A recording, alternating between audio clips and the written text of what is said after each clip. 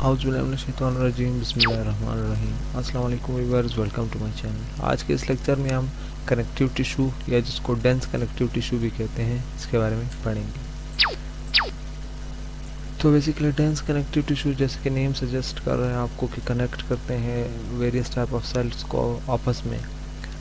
जैसे हमारे पास लिगामेंट्स है, टेंडन्स है या बोन है, स्किन है, ये जितने भी स्ट्रक्चर्स हैं हमारे बॉडी में, ऑर्गन्स है, वेरियस टाइप ऑफ विजरास हैं, एपोन्यूरोसिस हैं और टेंडन शीट्स है, फेशियाज है। ये बेसिकली सारे जो है ना जिसको लूज इरेगुलर टिश्यूज़ भी कहते हैं या कनेक्टिव टिश्यूज़ भी कहते हैं, इसी से मिलके बने होते हैं। चलिए, इसके अगर हम सेलुलर कंपोनेंट के बारे में बात करें तो उसमें बेसिकली इनमें पाया जाता है एक्स्ट्रा सेलुलर मैट्रिक्स होता है, वेरियस टाइप ऑफ सेल्स होते हैं और इसमें प्रोटीन फाइबर मौजूद होता है। फिर उसके बाद अगर हम इसके फंक्शन के बारे में बात करें तो उसके फंक्शन कुछ यूँ है कि ये जो है हमारी बॉडी को स्ट्रक्चर प्रोवाइड करता है। इसके अलावा इसका काम ये है कि जो हमारे बॉडी में रेजिस्ट करता है डिफॉर्मेशन को, जैसे कि हमारे टेंडन्स है, फॉर एग्जांपल हमारे टेंडन्स में यही कनेक्टिव टिश्यूज़ है जिसको हम लूज इरेगुलर टिश्यूज़ कहते हैं या जिसको हम डेंस कनेक्टिव टिश्यूज़ भी कहते हैं, यही पाए जाते हैं। इनका काम क्या होता है कि मुख्तलिफ ये जो इनका स्ट्रक्चर बनाते हैं और फिर हमें इस केपेबल करते हैं कि हम अपनी बॉडी को स्ट्रेच कर सके या इस पर जितना वेट हम उठाने के लायक हो, जितना हम उठा सकते हैं वो वेट हम उठाएं बग़ैर किसी डैमेज के या बग़ैर हमारे बॉडी के किसी पार्ट को डैमेज किए हुए। तो यही स्ट्रक्चर है जो हमारे बॉडी को बेसिक स्ट्रक्चर प्रोवाइड करते हैं। इसके अलावा हमारे पास ये क्या काम करते हैं, सपोर्ट प्रोवाइड करते हैं। जैसे मुख्तलिफ मसल्स हैं, बोन्स हैं। जैसे बोन्स फॉर एग्जांपल अगर बोन ना होती तो हमारी बॉडी का स्ट्रक्चर कैसा है, एक जेली लाइक स्ट्रक्चर होता, हम सही से प्रॉपर खड़े भी नहीं हो सकते। तो इसलिए ये हमें एक तरह से सपोर्ट प्रोवाइड करता है और बेसिकली ये हर जगह पाया जाता है। तो जो है ना हमारे आप कह सकते हो कि बेसिक यूनिट ऑफ लाइफ है ये हमारे जो ऑर्गन्स है उसको भी प्रोटेक्ट करता है। जैसे मुख्तलिफ मायोफेशिया है जो मसल्स के इर्द गिर्द या जो किसी भी विजरल ऑर्गन्स जैसे कि किडनी के आउटर स्ट्रक्चर को कवर किया एक फेशिया होता है। तो इसका काम क्या है, प्रोटेक्शन का प्रोवाइड करना और उसी के साथ साथ इसका काम लुब्रिकेशन भी प्रोवाइड करना है। जैसे कि टेंडनस शीट है, टेंडनस शीट का क्या काम है कि ये टेंडन को बेसिकली जो क्या कहते हैं लुब्रिकेशन या प्रोवाइड करता है, जिसकी वजह से टेंडन जो उसके दरमियान रगड़ है वो पैदा नहीं होती, या जो रगड़ होती भी है तो इस जो ऑयल होता है या जो साइनोवियल फ्लूइड होता है इसकी वजह से वो ऑयल उसको स्ट्रक्चर्स को डैमेज होने नहीं देता। इसके अलावा इसका काम सेकेंडरी फंक्शन ये हमारे बॉडी को प्रोटेक्ट इस तरह करता है कि जब भी कोई स्ट्रक्चर जैसे स्किन टेयर हो जाए या स्किन फट जाए या स्किन ज़ख्मी हो जाए, बंदा इंजर्ड हो जाए, तो जो ये कनेक्टिव टिश्यूज़ है इनमें जो है ना इम्यून सेल्स पाए जाते हैं जो कि एकदम उस एरिया पर रिक्रूट करके हमारी बॉडी को डिफेंड करते हैं या जो और पैथोजन से या हमें किसी बीमारी से बचाते हैं। अच्छा, ये जो स्ट्रक्चर है जैसे मैंने स्टार्ट में आपको बताया, ये मुख्तलिफ किस्म के मुख्तलिफ जो हमारी बॉडी में टिश्यूज़ है वो बनाता है, जिनमें हमारे पास बोन आ जाते हैं, मसल्स आ जाते हैं, कार्टिलेज आ जाते हैं और स्किन आ जाता है। इसके बाद ब्लड वेसल्स आ जाते हैं और यूट्रस या एंडोन्यूरियम, सब uterus basically female sexual organ है जिसको और इसके बाद एंडोन्यूरियम है। बेसिकली एंडोन्यूरियम जो है ना, जो हमारा नर्व फाइबर है या जो नर्व है उसका जो सबसे जो एंड स्ट्रक्चर है, जिस तरह जैसे कि उसमें था क्या कहते हैं टेंडन वगैरह में था फिब्रिल, सब फिब्रिल, फिर फिजिकल, फिर उसके बाद टेंडन आता है। तो इसी तरह एंडोन्यूरियम, पेरीन्यूरियम एंड एपीन्यूरियम ये फिर नर्व्स में पाए जाते हैं। इसके अलावा फेशियाज और बरसा बनाते हैं ये जो लूज कनेक्टिव टिश्यूज़ है या लूज एरियोलर टिश्यूज़ है, और टेंडन बनाते हैं, लिगामेंट्स और बहुत सारे बाकी स्ट्रक्चर भी बनाते हैं। अच्छा, हम उसकी जनरल क्लासिफिकेशन के बारे में अगर हम देखें तो इसकी जो जनरल क्लासिफिकेशन है वो बेसिकली टू दो तरह से हुई है। एक वो जो रेगुलर कनेक्टिव टिश्यूज़ है और दूसरे वो जो इरेगुलर कनेक्टिव टिश्यूज़ है। जो रेगुलर कनेक्टिव टिश्यूज़ है बेसिकली इनका नाम जैसे नाम से ही ज़ाहिर है, वो इनमें क्या है कि जो फाइबर्स हैं, जो इनके जो सेलुलर फाइबर्स है, जो प्रोटीनियस फाइबर्स है, वो क्या है, वो एक रेगुलर शेप में अरेंज होते हैं। जिनके एग्जांपल आपके सामने है, एपोन्यूरोसिस है, फेशिया है, टेंडन है, लिगामेंट है, फेशियालाटा है एंड रेटिनाकुलर्स है। इसके अलावा वो कनेक्टिव टिश्यू जो इरेगुलर, जिनके फाइबर इरेगुलर शेप में अरेंज हो और वो डेंस यानी कि वो उनकी डेंसिटी ज़्यादा हो compare to regular connective tissues. तो उनकी एग्जांपल हमारे पास आ जाते हैं, इंटरमस्कुलर सेप्टा आ जाता है, टेंडन शीट आ जाती है ये। अच्छा, इसके बाद अब हम डिटेल में थोड़े जाते हैं सेलुलर कंपोनेंट्स की तरफ। जो कनेक्टिव टिश्यूज़ है वो उसके सेलुलर कंपोनेंट बेसिक दो टाइप्स के होते हैं, एक तो सेल्स हैं और दूसरे एक्स्ट्रा सेलुलर मैट्रिक्स है।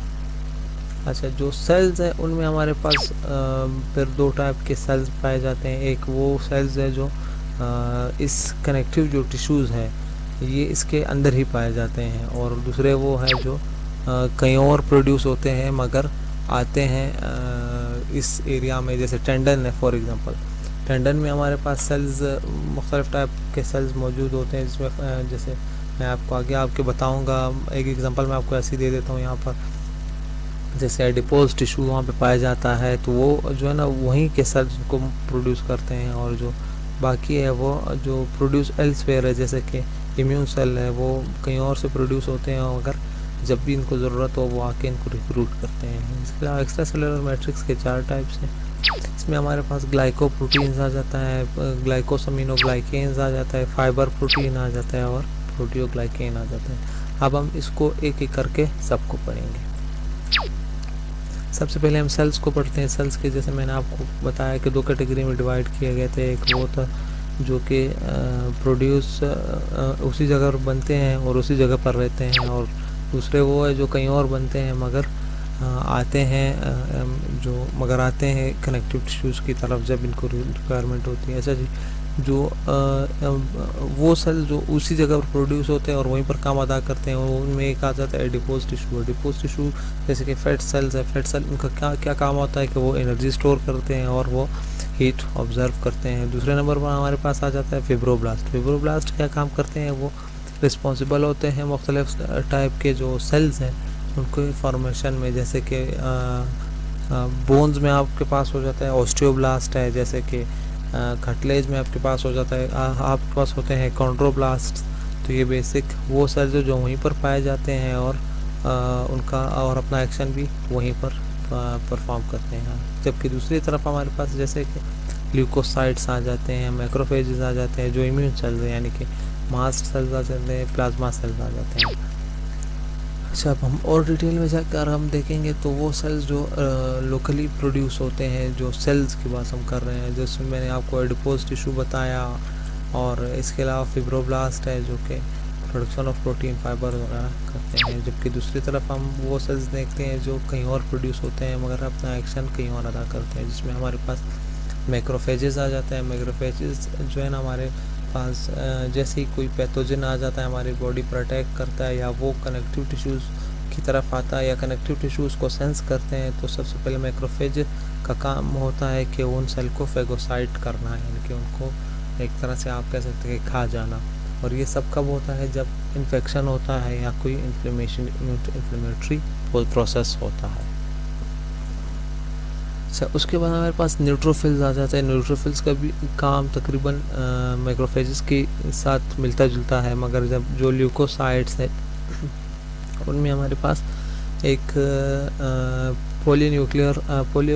पॉलीमॉर्फोन्यूक्लियर ल्यूकोसाइट्स जिसको हम कहते हैं, जिसको हम पॉलिप्स भी कहते हैं। ये इनका काम क्या होता है कि ये जो है ना ये ब्लड वेसल्स से माइग्रेट होकर वॉल को क्रॉस करके, जो ब्लड वेसल्स की वॉल है वो क्रॉस करके आ जाते हैं उस एरिया में जहाँ पर इन्फेक्शन या इन्फ्लेमेटरी प्रोसेस हुआ है, यानी कि जहाँ पर सूजन हुई है या जहाँ पर टेयरिंग हुई है। अच्छा, इसके बाद हम मोनोसाइट्स बेसिकली जो सबसे लार्ज सेल होते हैं इम्यून सिस्टम में, वो क्या काम करते हैं कि वो जो है ना मैक्रोफेजेस और पॉलीमॉर्फोन्यूक्लियर ल्यूकोसाइट्स को फॉलो करते हैं, और इन सब का काम क्या होता है कि जो है ना डिवाइड जल्दी से डिवाइड हो जाए, और जो एरिया जो इन्फेक्शन हुआ है या उधर जो भी पैथोजेंस या जो भी माइक्रो ऑर्गेनिज्म ने अटैक किया है जिस एरिया पर, उस एरिया को साफ करें।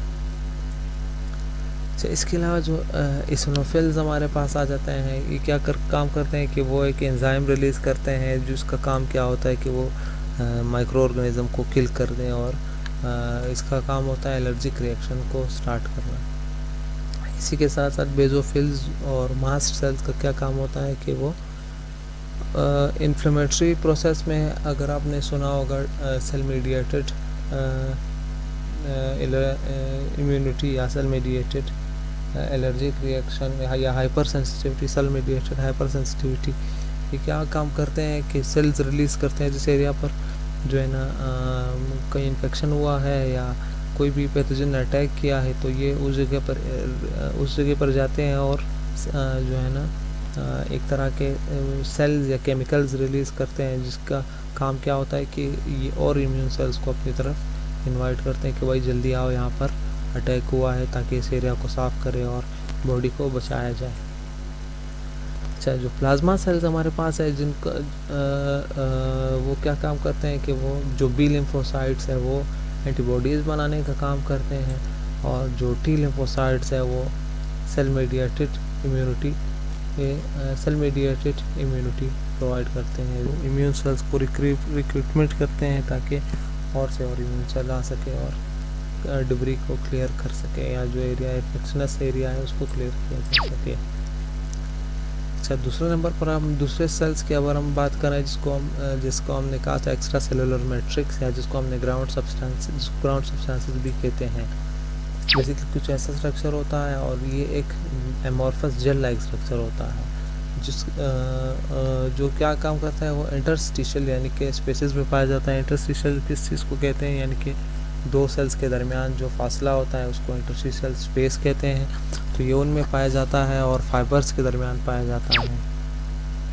अच्छा, ये जो है ना बेसिकली इसको मिक्सचर ऑफ वाटर और ऑर्गेनिक मॉलिक्यूल है। आप ऐसा समझ लें कि ये गिलास है, इस गिलास में जो पानी है, और ये क्या है, ये एक्स्ट्रा सेलुलर मैट्रिक्स है, और जो ग्रीन आपको बबल्स या बॉल्स टाइप नज़र आ रहे हैं, ये आप ऐसे समझे कि ये सेल्स है, और जो पर्पल कलर के आपको बॉल्स वगैरह नज़र आ रहे हैं, आप ऐसे समझे कि ये आपके पास क्या है, प्रोटीन फाइबर्स है।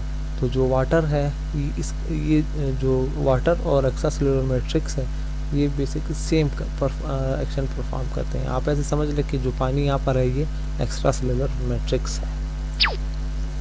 अच्छा, इसके साथ जो interwoven with elastin and reticulin and collagen fibre, यानी कि जो जैसे मैंने आपको ग्लास में एग्जांपल दी थी कि उसमें जो है ना जो पानी था वो एक्स्ट्रा सेलुलर मैट्रिक्स था, और जो उसमें जो सेल्स पाए जाते हैं या जो प्रोटीन फाइबर्स है वो इलास्टिक फाइबर्स है, या रेटिकुलर फाइबर्स है, या फिर कोलेजन फाइबर्स हैं, जैसे यहाँ पर शो किया गया है।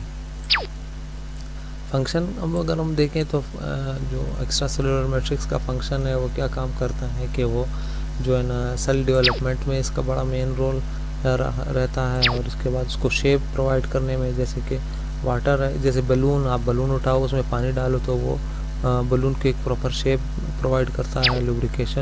लुब्रिकेशन इस तरह प्रोवाइड करता है कि जो फाइबर्स इसके दरमियान पाए जाते हैं, चूँकि ये एमॉर्फस जेल लाइक सब्सटेंस है, तो ये उनके दरमियान जो है ना बीच में रगड़ कम करता है। और इसके अलावा प्रोलिफरेशन यानी कि जो है ना सेल की ग्रोथ या सेल की जो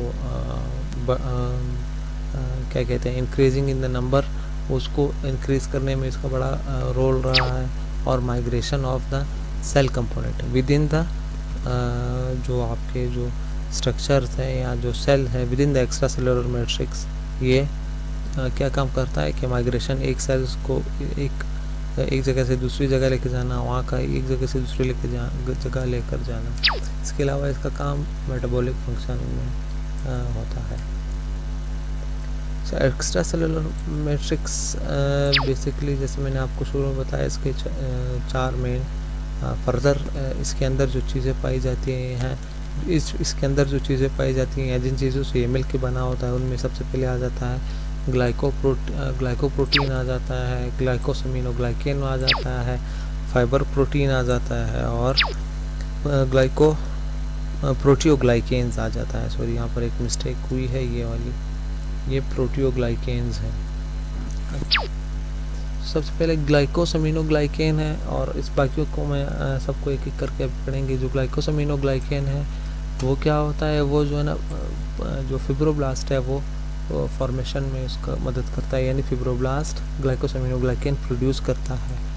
अच्छा, इसमें ये क्या होता है कि इसमें जो है ना दो जो सैकराइड है जिसको हम कार्बोहाइड्रेट्स यूनिट कहते हैं वो इसमें पाया जाता है और उसके साथ amino acid first sugar residue पर पाया जाता है और इसीलिए इसका नाम ग्लाइकोसमिनोग्लाइकेन कहा जाता है। ग्लाइको मीन्स जो है ना carbohydrates, amino means amino group and glycans again carbohydrates. अच्छा, ये बेसिकली नेगेटिव चार्ज पार्टिकल्स होते हैं और जैसे आपको पता है नेगेटिव चार्ज है और वाटर पर पॉजिटिव H2O यानी कि 2 हाइड्रोजन उसमें पाए जाते हैं जो कि पॉजिटिव चार्ज होते हैं। तो ये बेसिकली वाटर लविंग है, ये वाटर के साथ बहुत ही ज़बरदस्त रिएक्शन करता है, इसलिए इसको हमने हाइड्रोफिलिक कहा गया है। अच्छा, इसका काम क्या है कि जो है ना माइग्रेशन ऑफ मॉलिक्यूल में इसका बड़ा रोल रहा रहता है और सेल और उसके सेल के प्रोसेसेस में इसका बड़ा किरदार रहता है और इसका जो है ना कोलेजन के साथ मिलके ये जो है ना क्लस्टर फॉर्मेशन यानी क्लस्टर ऑफ कोलेजन फॉर्मेशन, जब भी कोलेजन की फॉर्मेशन होती है या सिंथेसिस होती है इसमें जो है ना ग्लाइकोसमिनोग्लाइकेन्स का बड़ा रोल रहता है उसके मिकदार या उसके नंबर को बढ़ाने में और उसके कोलेजन फाइबर के साथ मिलके एक स्ट्रक्चर को स्ट्रेंथ प्रोवाइड करता है। तो जैसे मैंने आपको स्टार्ट में बताया ही नेगेटिव चार्ज पार्टिकल होते हैं, इसलिए इनका काम क्या होता है कि जो मैट्रिक्स है उसको हाइड्रेटेड रखा जाए, यानी कि उसको जिसमें पानी की मिकदार ज़्यादा हो। अच्छा, दूसरे नंबर पर हमारे पास आ जाते हैं प्रोटियोग्लाइकेन्स बेसिकली कॉन्जुगेटेड मॉलिक्यूल्स है। कॉन्जुगेटेड मॉलिक्यूल्स यानी वो मॉलिक्यूल जिसमें दो ऑर्गेनिक मॉलिक्यूल मिलकर एक मैक्रो मॉलिक्यूल बनाए। जैसे कि इसमें क्या क्या है, इसमें हमारे पास प्रोटीन्स हैं और इसके साथ हमारे पास कार्बोहाइड्रेट्स हैं। जैसे मैंने यहाँ पर बताया कि ग्लाइकोसमिनोग्लाइकेन, अच्छा इसमें जो एक हाई एलरोनिन है, इसके अलावा जो ग्लाइकोसमिनोग्लाइकेन्स है वो प्रोटीन के एंड में जो प्रोटीन स्ट्रक्चर है उसके बिल्कुल एंड में बाइंड होकर प्रोटियोग्लाइकेन बेसिकली बनाते हैं। अच्छा, जैसे मैंने आपको स्टार्ट में बताया कि प्रोटीन और कार्बोहाइड्रेट से मिलके बना है, इसीलिए इसको कॉन्जुगेटेड मॉलिक्यूल कहते हैं। तो इसमें 90 to 95% कार्बोहाइड्रेट मौजूद है और कम मिकदार में इसमें हमारे पास प्रोटीन मौजूद होता है या कोलेजन फाइबर जिसको हम कहते हैं वो मौजूद होता है। अच्छा, जो इसकी जो अरेंजमेंट है कोलेजन फाइबर्स के साथ वो बिल्कुल एक दूसरे को क्रॉस करते हुए ये इसकी अपनी अरेंजमेंट बनाते हैं 67 नैनोमीटर के फासले पर। उसके जो फाइबर्स हैं उनके बीच और कोलेजन के फाइबर के बीच में जो फासला होता है 67 नैनोमीटर होता है।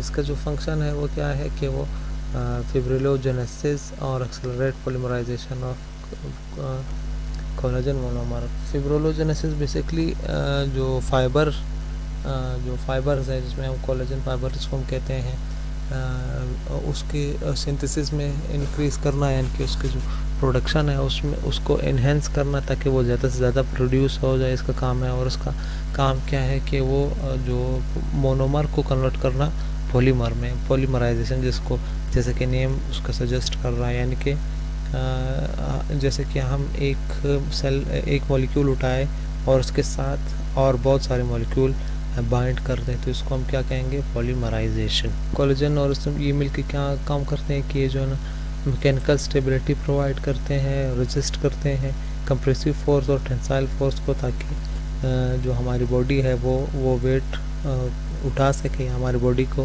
प्रॉपर फंक्शनिंग में हेल्प करता है। इसके अलावा ये जो रेगुलेट करता है सेल ग्रोथ को जैसे मैंने आपको बताया, फिब्रोलोजेनेसिस और पॉलीमराइजेशन। जाहिर सी बात है जब फिब्रोलोजेनेसिस होगी या पॉलीमराइजेशन होगी तो सेल ग्रोथ इंक्रीज होगी। ऐसा जॉइंट्स में ये बेसिकली जॉइंट में ये जो है ना इनका जो काम होता है जॉइंट्स में 8 to 10% ये क्या काम करता है कि जो कंप्रेशन है वो फोर्स रेजिस्ट करता है, जबकि बाकी स्ट्रक्चर्स में या जो टेंडन्स वगैरह में, लिगामेंट्स, मसल्स में इनका काम क्या होता है कि वो उसमें जो है ना ये 0.2% कंप्रेशन या टेंसाइल फोर्स बर्दाश्त करता है। इसमें इसके एग्जांपल्स में हमारे पास आ जाता है डेकोरेन आ जाता है, बाइग्लाइकेन आ जाता है, परलेकेन आ जाता है, सिंडिकेन आ जाता है, वर्सिकेन आ जाता है। और अब इसके हम क्लिनिकल प्रेजेंटेशन पढ़ेंगे।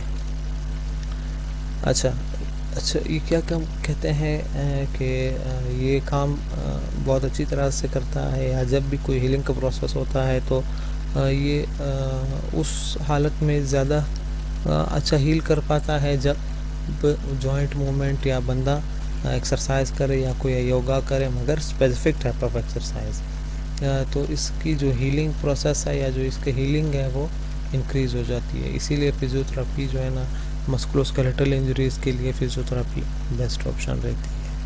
तो इसके अलावा इसकी जो हाफ लाइफ है 1.7 to 7 डेज़ है, और ये तब भी इंक्रीज़ होती है जब बंदा मूवमेंट परफॉर्म करे, हत्ता कि वो आइसोमेट्रिक ही हो क्यों ना हो। आइसोमेट्रिक मीन्स यानी कि जो मसल्स का साइज़ है वो चेंज किए बगैर मगर फोर्स प्रोड्यूस करे, तो बेसिकली वो आइसोमेट्रिकली क्यों ना हो मगर मूव करे, जिसकी वजह से इसकी हीलिंग और इसकी वर्किंग कैपेसिटी बढ़ जाती है। तीसरे नंबर पर हमारे पास आ जाता है ग्लाइकोप्रोटीन्स। अच्छा, ग्लाइकोप्रोटीन्स और उसमें क्या फ़र्क था प्रोटियोग्लाइकेन्स में। जो प्रोटियोग्लाइकेन्स थी उसमें जो है ना कार्बोहाइड्रेट में की मिकदार ज़्यादा थी, जबकि इसमें ग्लाइकोप्रोटीन्स में क्या है प्रोटीन की मिकदार ज़्यादा है। अच्छा, इसका काम ये बेसिकली बहुत कम अमाउंट में पाया जाता है मैट्रिक में या जो सेल्स में, मगर इसका बहुत अहम किरदार है।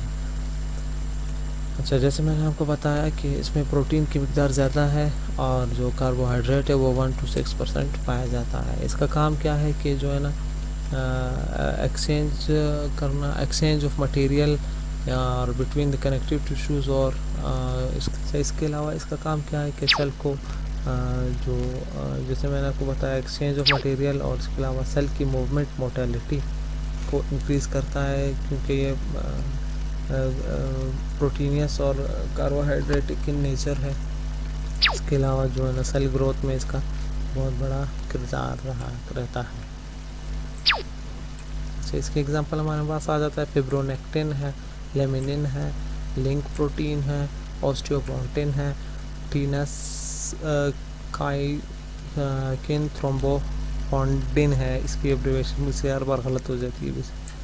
अच्छा, इसके अलावा हमारे पास हम आ जाते हैं यहाँ पर मेन स्ट्रक्चर में। अच्छा, जो एक्स्ट्रा सेलुलर मैट्रिक्स है, इनमें जितने एक्स्ट्रा सेलुलर मैट्रिक्स जो अभी तक मैंने आपको बताए हैं ये बेसिकली कम मिकदार में पाए जाते हैं, और उनका काम तकरीबन सबके काम एक दूसरे से मिलते जुलते हैं, जो कि प्रोलिफरेशन है, सेल माइग्रेशन है, सेल मोटेलिटी है, और सेल ग्रोथ है, और लुब्रिकेशन है। तकरीबन सबके काम मिलते जुलते हैं, क्योंकि ये एक्स्ट्रा सेलुलर मैट्रिक्स है। जैसे मैंने आपको ग्लास वाली एग्जांपल दी थी, ग्लास में वाटर वाली एग्जांपल आपको, जो कि वाटर जो है ना वो क्या है और जो बाकी सब्सटेंसेस है वो क्या है।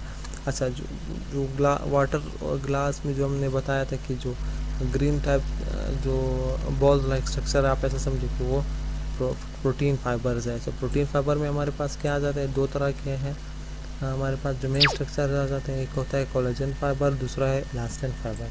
इनमें दोनों के अपने अपने स्पेसिफिक फंक्शन है। सबसे पहले हम इलास्टिन फाइबर पढ़ते हैं। क्या काम करते हैं, cross linkage, criss cross linkage बनाता है। जैसे ये आप देख रहे हैं, ये इलास्टिन फाइबर्स है, इसने क्या क्रॉसिंग लिंकेज बनाई हुई है किसके साथ, कोलेजन फाइबर के साथ, और एक शीट लाइक स्ट्रक्चर बनाया है।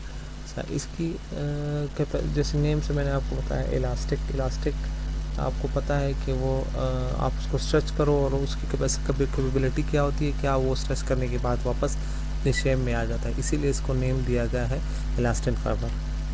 जो हमारे मसल्स हैं या जो जो ऐसे टिश्यूज़ हैं जो कि ज़्यादा इलास्टिक है, उनमें इलास्टिक फाइबर की मकदार ज़्यादा होती है बनस्बत कोलेजन फाइबर की। ये जो मुख्तलिफ जो बाकी ऑर्गन्स हैं, जिस तरह ब्लड वेसल्स हैं, लंग्स हैं, यूट्रस है और स्किन है, उसमें भी इनका काम यही है कि ये स्ट्रेचिंग या इलास्टिक प्रॉपर्टी प्रोवाइड करना लंग्स और बाकी ऑर्गन्स को। अच्छा, इसकी ये वो है कि ये जो एज के साथ इसकी जो फ्लेक्सिबिलिटी है या जो इलास्टिसिटी है वो क्या हो जाती है, कम हो जाती है, क्योंकि इसकी जो प्रॉपर्टीज़ है इलास्टिन की वो इसके साथ कम होती है। अब हम आते हैं दूसरे जो हमारे पास फाइबर था जिसका नाम कोलेजन फाइबर था, उसके बारे में पढ़ते हैं। कोलेजन फाइबर रोप लाइक माइक्रोमोलिक्यूल्स हैं, जैसे आप ये देख रहे हैं, रस्सियों नुमा स्ट्रक्चर्स बने हुए हैं, जिनका काम क्या है कि वो परमानेंट डैमेज को या डिफॉर्मेशन को रोकना। यानी कि इसका बेसिक फंक्शन ये है कि जो हमारे जो स्ट्रक्चर्स हैं उनको ये स्ट्रेंथ प्रोवाइड करता है और जिसकी वजह से वो कोशिश करता है कि ये स्ट्रक्चर्स टूटे ना। जो हमारे पास रिजिड स्ट्रक्चर्स हैं, जिनमें हमारे पास बोन्स हैं, जिनमें हमारे पास लिगामेंट्स है, टेंडन्स है, उसमें जो है ना कोलेजन फाइबर की मकदार ज़्यादा होती है, ताकि हमें ज़्यादा से ज़्यादा फोर्स क्या कहते हैं, एब्जॉर्बिंग कैपेसिटी या बेयरिंग कैपेसिटी प्रोवाइड करें। जो कोलेजन फाइबर है वो बाकी जो टिश्यूज़ हमने पढ़े हैं डेंस कनेक्टिव टिश्यूज़ में, उनमें से जो सबसे ज़्यादा पाया किसी भी टिश्यूज़ में, चाहे वो लंग्स हो, चाहे वो बोन हो, चाहे वो कार्टिलेज हो, चाहे वो टेंडन हो, चाहे वो मसल हो, बाकी की मकदार ज़्यादा पाए जाते हैं। अच्छा, जॉइंट में इनका क्या काम होता है कि ये कंप्रेशन को रेजिस्ट करते हैं, और मसल्स में इनका क्या काम होता है कि ये फोर्स को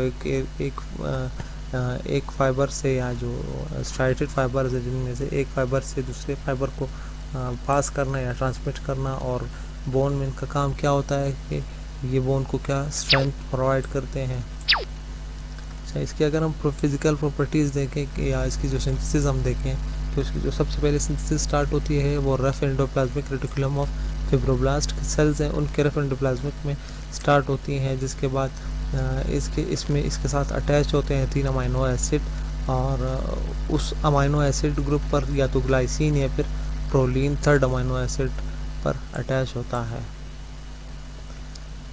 अच्छा,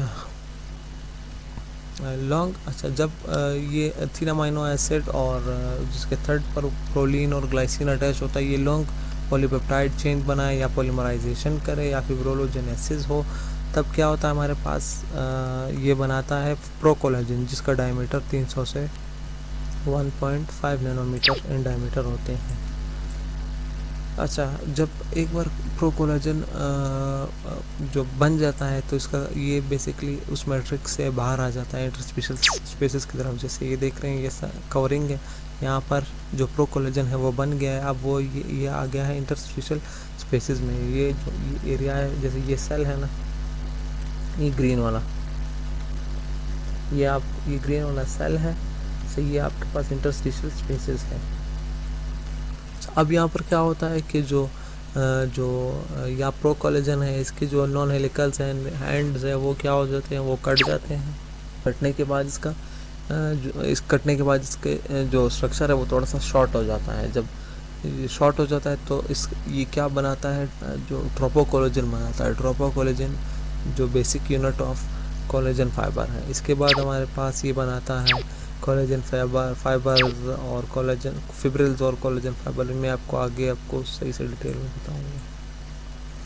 अच्छा, 5 कोलेजन मिलकर जल्दी से वो डिवाइड हो जाते हैं और वो एक माइक्रो कोलेजन बनाते हैं। वो माइक्रो फिब्रिल्स जो है ना वो कंबाइन होते हैं, वो क्या बनाते हैं, एक सब फिब्रिल बनाते हैं, और फिर ग्रुप ऑफ सब फिब्रिल मिलकर फिब्रिल बनाते हैं, और फिर फिब्रिल बहुत सारे फिब्रिल मिलकर एक फाइबर बनाते हैं, और बहुत सारे फाइबर मिलकर एक फेजिकल बनाते हैं, और बहुत सारे fascicle together with elastin fibres, extra cellular matrix cells, तब ये जाके मिलकर एक ऑर्गन बनाते हैं जिसको हम टेंडन कह सकते हैं, बोन कह सकते हैं। बोन में तो खैर बाकी जो एक्स्ट्रा सेलुलर मैट्रिक्स है इसकी मकदार थोड़ी सी ये सेल्स में कम होती है। बहरहाल टेंडन और लिगामेंट्स वगैरह या जो बाकी ऑर्गन्स है, मसल्स है, इनमें इसकी मकदार थोड़ी सी ज़्यादा होती है। अच्छा, जो कोलेजन फाइबर है उसकी बेसिकली 19 टाइप्स है और 6 क्लासिफिकेशन है, जो कि बेस्ड है किस बेस पर इन्होंने ये क्लासिफिकेशन और टाइप्स दी गई हैं, इसके फंक्शन के बेस पर, इसके स्ट्रक्चर के बेस पर और इसके लोकेशन के बेस पर। जो सबसे ज़्यादा कॉमन है वो टाइप 1 और ऑफ क्लास 1 के टाइप 1 है, जो कि मोस्ट कॉमनली पाया जाता है टेंडन्स में, लिगामेंट्स में पाया जाता है, बोन्स में पाया जाता है, स्किन में पाया जाता है। और अच्छा, इसके बाद हमारे पास जो टाइप 2 कोलेजन है वो सबसे ज़्यादा पाया जाता है हाइलिन और फिब्रस कार्टिलेज में, जो कि जॉइंट्स में पाया जाता है। जबकि थर्ड टाइप जो है ना वो सबसे ज़्यादा ऑर्गन्स में या विजराज में पाया जाता है, जिसमें मुख्तलिफ टाइप जैसे लंग्स वगैरह इस तरह के बाकी ऑर्गन्स में पाया जाता है। अच्छा, मैकेनिकल प्रॉपर्टीज़ अगर इसकी हम देखें तो जब कोलेजन फाइबर या जब भी कोई टेंडन हमारा फट जाता है या डैमेज हो जाता है या इंजर्ड हो जाता है, तो उस टाइम क्या हो जाता है, वीक हाइड्रोजन बॉन्डिंग होती है उसके बाद। मगर जब कुछ टाइम गुजरने के बाद या जो दूसरा स्टेप है आप कह सकते हैं, दूसरा स्टेप में वो क्या काम करते हैं कि वो एक कोवेलेंट बॉन्ड बना देते हैं, जो कि एक कंपैरेटिव टू हाइड्रोजन बॉन्ड वो सख्त होता है या स्ट्रेंथन इन बॉन्डिंग। जो उसकी कैपेसिटी है, जो उसकी प्रॉपर्टी है, वो कंपैरेटिव टू हाइड्रोजन बॉन्ड वो ज़्यादा बेहतर और सख्त होती हैं, जिसकी वजह से वो फिर स्ट्रेंथ और स्टेबिलिटी प्रोवाइड करता है। और जब भी हमारा टेयरिंग होती है इस तरह की, तो जो कोवेलेंट बॉन्डिंग होती है या जब हीलिंग होती है, वो पिछले जो स्ट्रक्चर है उससे ज़्यादा बेहतर और स्ट्रेंथन होती है। स्ट्रेस को आप फिटनेस कह सकते हैं, हो फिजियोथेरेपी या ट्रीटमेंट जो हीलिंग के दौरान दिया जाता है, फिजियोथेरेपी स्पेसिफिक या तो फिज़िकल जो फिजियोथेरेपी है उनका मेन रोल है इस स्ट्रक्चर्स को स्ट्रेंथन बनाने में या इसकी जो मैचुरेशन करने में, ताकि ये स्ट्रक्चर दोबारा ना डैमेज हो सके या उसको प्रॉपर हीलिंग टाइम मिले। क्योंकि ये फिजियोथेरेपिस्ट या किसी डॉक्टर को ही पता होता है कि ये इस टाइम बॉडी किस स्टेज से गुजर रही होती है। अगर आम बंदा या आम जो इंस्ट्रक्टर्स होते हैं उनको बेसिकली जब तक एनाटॉमी, जब तक फिजियोलॉजी, जब तक कि स्पेसिफिक स्ट्रक्चर नहीं पता होंगे, तब तक वो अगर वो ट्रीट करेंगे तो वो सही करने की बजाय और ख़राब कर देंगे।